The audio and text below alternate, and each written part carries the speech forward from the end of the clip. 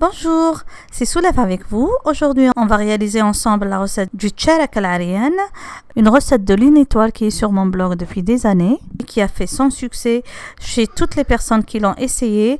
J'espère que vous aussi vous allez l'essayer et vous allez la réussir.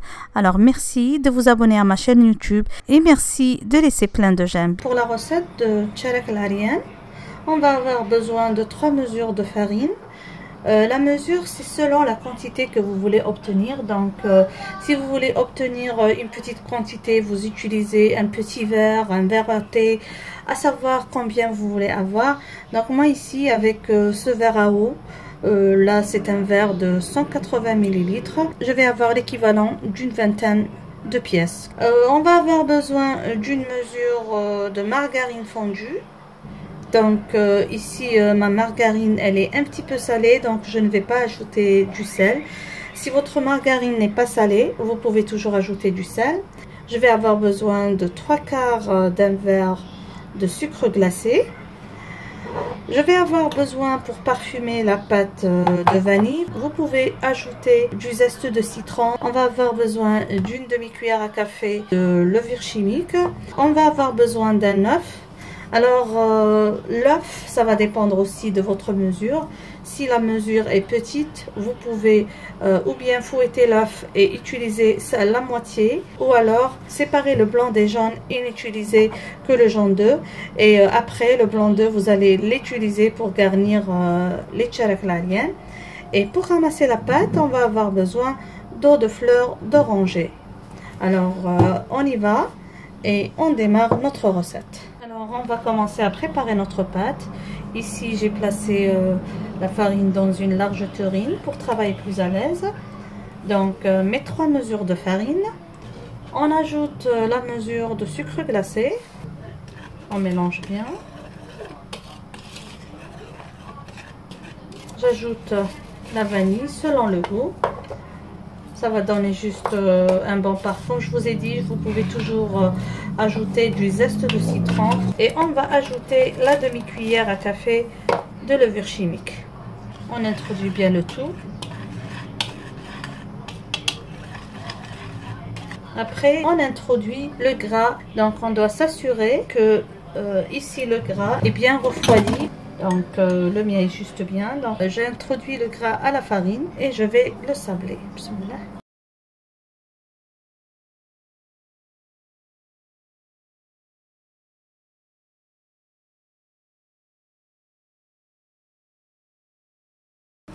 On va sabler maintenant la farine comme ça pour que le gras soit uniformément introduit à toute la farine.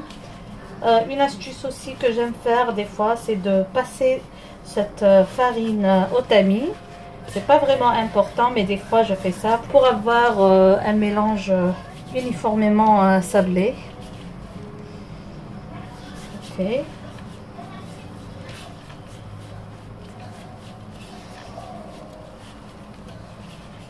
Comme vous pouvez le voir, j'ai bien sablé toute ma pâte. Maintenant, je vais introduire seulement le jaune d'œuf parce que j'ai pas beaucoup de pâte. Elle est bien sablée. Je vais utiliser un jaune d'œuf. Le blanc d'œuf, on va l'utiliser tout à l'heure pour badigeonner notre gâteau. Comme ça, j'introduis le jaune d'œuf. Je vais ajouter un peu de fleur d'oranger pour ramasser un peu la pâte. Et je vais ajouter au besoin. Voilà.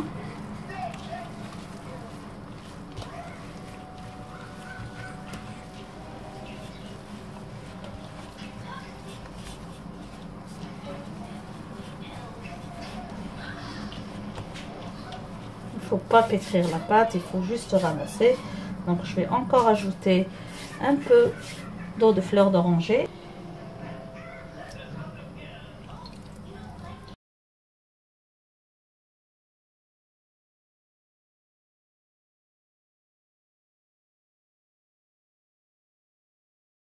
Je vais ajouter encore un petit peu, elle s'effrite un petit peu, juste un petit peu. La pâte elle doit être quand même un petit peu moelleuse parce que le temps qu'on va la laisser reposer un petit peu pour préparer la farce et le temps de commencer à travailler, le gras va se figer et la pâte risquerait d'être trop dure pour travailler. Donc, il est bien que la pâte soit de cette consistance, comme vous voyez. Là, elle est prête. Je vais la couvrir en attendant de préparer la farce. Voilà. Vous pouvez voir comment qu'elle est. Franchement, elle est sublime. On va farcir les tcharak al-aryan avec une farce d'amandes. Pour cela, j'ai mesuré 3 mesures d'amandes, auxquelles j'ai ajouté une mesure de sucre. Je vais parfumer avec un peu de cannelle. Franchement, je trouve que la cannelle relève bien le goût des amandes. Pour plus de parfum, je vais utiliser de l'extrait d'amande. C'est de l'extrait halal. Parce qu'il y a des extraits de quelques ingrédients qui contiennent de l'alcool. Donc, il faut vraiment faire attention à ça. On ne le mentionne pas, mais les extraits, généralement, on y ajoute de l'alcool. Alors, celui-là, comme vous voyez, c'est du halal. Et je vais ramasser la farce avec l'eau de fleur d'oranger.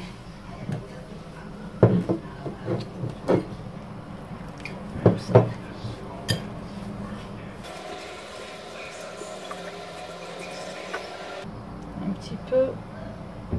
J'ai ramassé ma farce et j'ai préparé des petits boudins pour pouvoir farcir tout à l'heure mes tcharak. Donc je vais les couvrir pour que ça ne sèche pas et on passe à la préparation de nos tcharak. On va passer maintenant à la préparation de nos tcharak. Il faut étaler la pâte bien fine.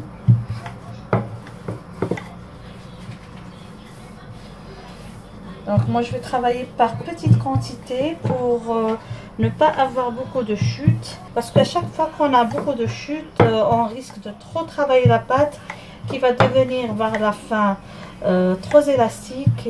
Et du coup les tcharak risquent d'être un peu durs. Voilà, comme ça j'ai étalé la pâte à une hauteur de presque 2 cm. Pour ma recette, je vais utiliser un moule spécial pour tcharak. Donc on a la petite forme comme on a la grande forme. Moi je vais aller pour la grande forme, comme ça.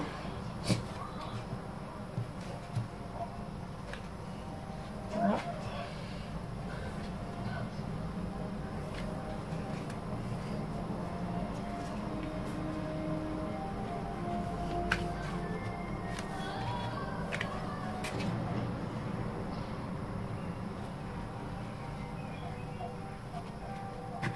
Voilà, j'enlève les chutes. Moi je vous ai dit, on va pas trop travailler les chutes. La pâte est bien sablée. Cette recette a été testée et approuvée par plusieurs de mes lectrices qui ne jurent que par cette recette. Donc c'est devenu leur recette favorite. Personnellement, je suis aussi comme ça. Quand je réussis une pâte, je n'essaye pas de m'aventurer avec de nouvelles pâtes. Voilà. J'ai mis la farce et on va rouler comme ça pour bien couvrir la farce. Voilà, et on forme notre tcharak. Voilà, c'est très beau. Voilà, je place le boudin d'amande au bout le plus petit de mon triangle.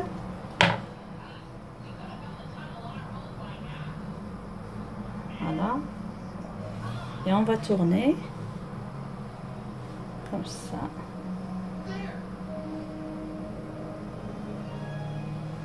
Comme ça, et on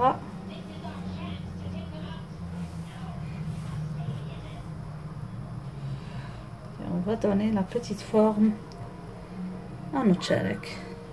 On passe maintenant à la décoration de nos tcharak al-aryan. Pour ma recette, je n'ai que des amandes effilées. Vous pouvez toujours utiliser des amandes concassées. Alors, on reprend notre tcharak comme ça. Alors, vous pouvez juste les plonger dans du blanc d'œuf. Sinon, personnellement, je préfère les brosser comme ça, avec du blanc d'œuf.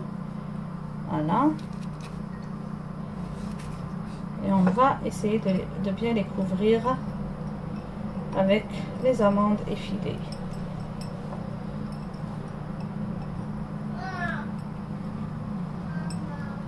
Voilà. Sur tous les côtés. Et voilà.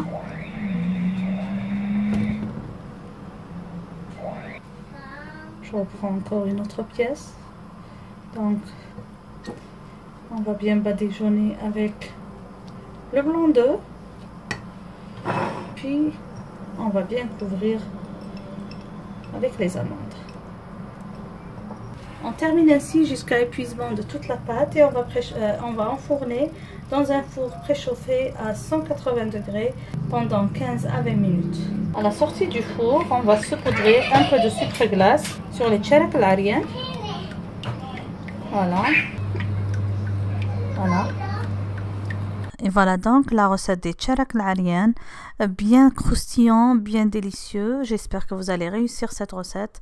Merci de m'avoir suivi et à la prochaine réalisation. Bisous.